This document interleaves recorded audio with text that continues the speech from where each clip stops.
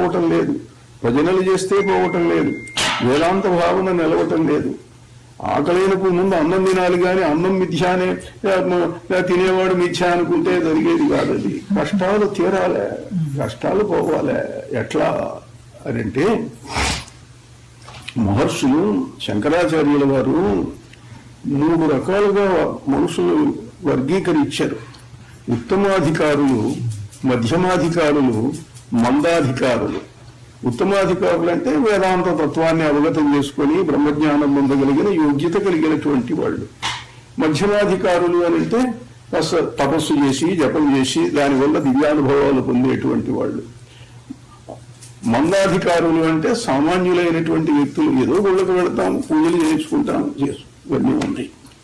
ఇక్కడ మన కష్టాలు పోవాలే, మన బాధలు పోవాలే, మన సమస్యలు తీరాలే.